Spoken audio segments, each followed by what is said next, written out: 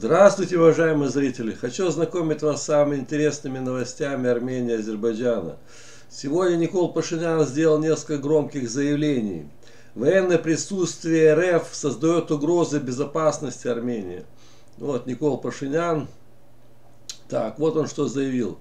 Военное присутствие России в Армении не только не гарантирует безопасность Армении, но и наоборот создает угрозы безопасности Армении.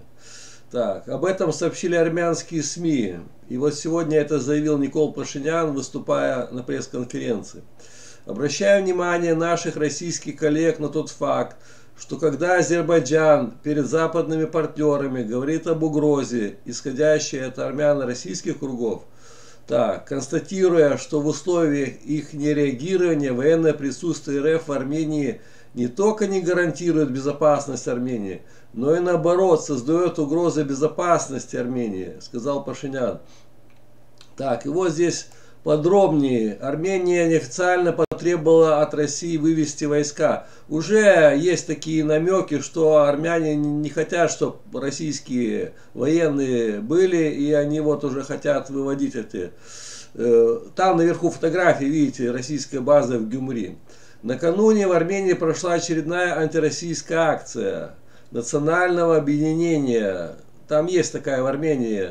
На сей раз ее лидеры не ограничились прогулкой по Еревану с оскорбительными лозунгами, а приехали сразу в Гюмри, где собрали людей у въезда на территорию 102-й российской военной базы. Так, где эта фотография? Вот, это 102-я российская база. В общем, армяне попытались ее заблокировать, чтобы российские военные поняли, что такое значит находиться в блокаде. Так, ну и вот, да, здесь пишут как раз.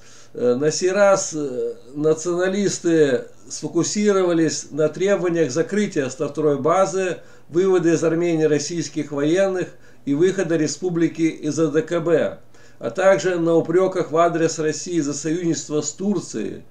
Так. Целью акции была заявлена демонстрация, что российская армия оккупировала Армению, а ее смысл лучше всего озвучил лозунг: «Наши новые союзники будут настоящими». Ну, эти типа страны НАТО, Франция, там еще другие. А, как бы сказать, а вот Россия уже все, нет доверия России. Так, как отметил в беседе с корреспондентом Вестника Кавказа главный редактор Игорь Караченко, он заявил, что для Москвы это очередной недружественный акт Еревана, откровением не стал.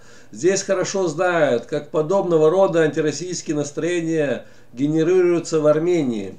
Этой работой занимаются и западные некоммерческие организации, и посольства западных государств, прежде всего США, у которых в Ереване стоит самое большое посольство на постсоветском пространстве.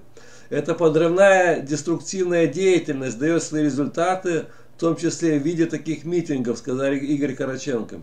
Надежда и расчет части армянского общества на то, что кто-то из числа западных стран за них будет обеспечивать внешнюю военную безопасность, иллюзорны.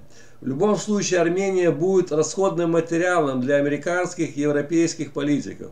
А вывод российских военных баз из региона, я считаю, станет геополитической катастрофой для Армении. Ведь республика не в состоянии обеспечить свою безопасность без опоры на Россию.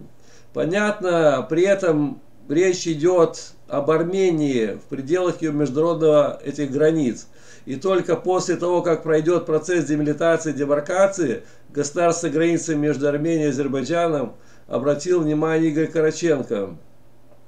В общем, все, сейчас такая ситуация, что армяне хотят уже выводить эти войска, то есть, чтобы русских не было, уже с плакатами ходили. И Пашинян сам уже открыто говорит, что военное присутствие РФ создает угрозы безопасности. Ну, говорю, он настроен, видно, вывести эти все российские оккупационные войска, как считает Армения, и все, и закрыть этот вопрос.